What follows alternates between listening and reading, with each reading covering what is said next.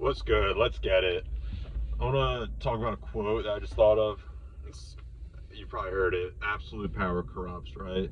And although I do agree with that for the quote, I do think power in itself corrupts, right? So what's power, right? It could be many different things. It could be money, right? Money's a form of power. What else? Influence, right? So influence is a form of power. So like celebrities or politicians or whatever. Like celebrities is a good example. What else? I don't know, like responsibility too. Like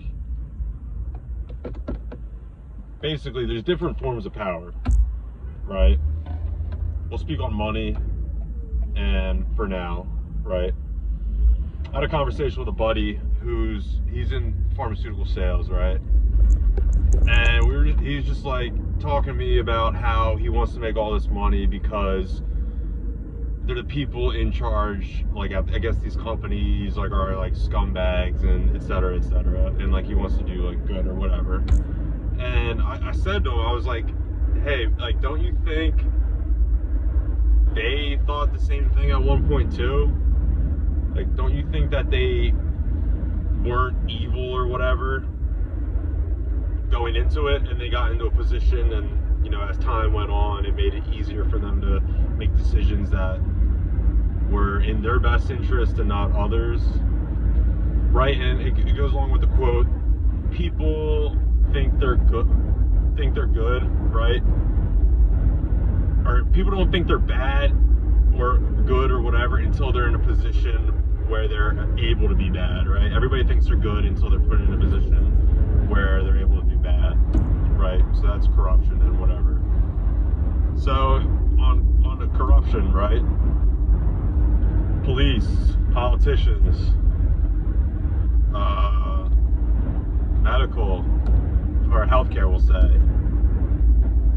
These are and educations, it will say this for. These are institutions of power in our country, right? Positions that come with money, influence. I feel like I should know more. I'm sorry, I can't think of any right now. This is just on a whim. Anyway, what problems are we facing today, right? The police brutality is a big one. Police corruption as well, where you give an inch, take a mile sort of deal. Especially when these guys are treated like shit and by this society for the most part and aren't paid enough, right? There's resentment that grows. And so basically in these institutions of like police, healthcare, education, government, we've been seeing the respect for these authority figures and institutions decrease rapidly over the last 4 years, maybe. Since longer for sure, but it's been rapidly decreasing over a quick span of time, where it's very common to say F the police, F the politicians, not necessarily like F big pharma, F higher education. So what does that make, how does that make these institutions and the people within the institutions feel, right?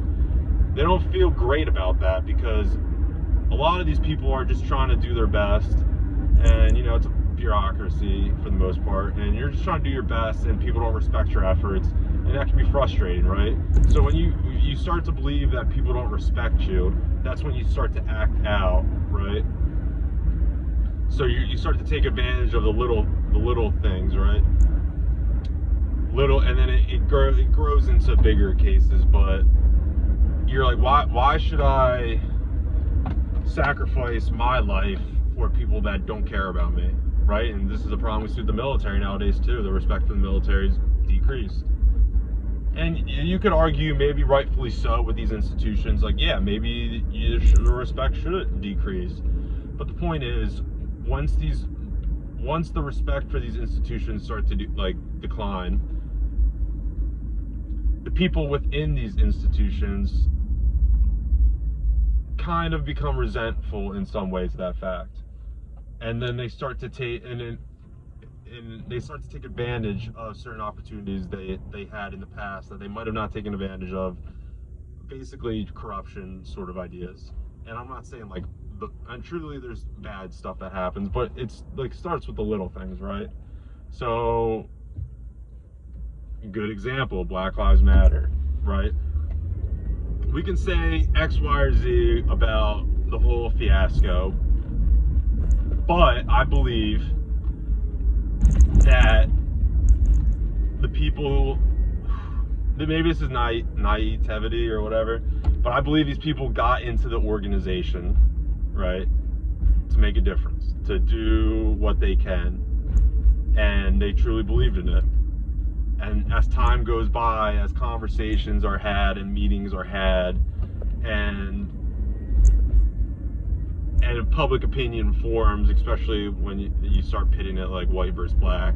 So they start to get into a position where it's easy for them to become corrupt, right? To launder money, to misuse funds, to whatever. There's many things you could probably say about what they've done, but it is my belief, I'll repeat this again, it is my belief that people in power, for the most part, do not, I think AOC is a good example too, they do not get in these positions in order to be corrupt, but it's a byproduct of the system, right? Where you're thrown into the bureaucracy and the institution, and this is how shit's pretty much done, especially in politics, right? You either go with the flow of the corruption and the whatever, or you're not there. And so then you have a choice to make, right? You have to either decide what's more important for me: the fame, the power, the money, the job, or doing what's right, or whatever you like, whatever the motivation was initially. So I just choose to see the good in people, and obviously, yes, there's cases where people are kind of thrown into these positions on purpose because they're already corrupted, and say Democrats and Republicans take advantage of that fact, right? So I don't know the point of this video. I think I say this like frequently, but there needs to be a balance of respect between institutions and the like society or the public, right? Because I've talked about this too, like the threat of violence is enough to keep people at bay, keep people I'm sorry, bud. Keep people safe, whatever. But right now it's one-sided, right? They're having, apparently Cisco up in Massachusetts having protests, and the police are doing whatever. They're rounding up people and taking them away, right? So that's one-sided threat of violence, right? Because you start throwing rocks, you start shooting cops, and then you're dead, right? So, but they start shooting you, then it's like, what can you do? So I talked about this a little bit, but the threat of violence is very one-sided right now, and there needs to be some sort of it needs to be some sort of switch. There needs to be some sort of like rebalancing in order for society to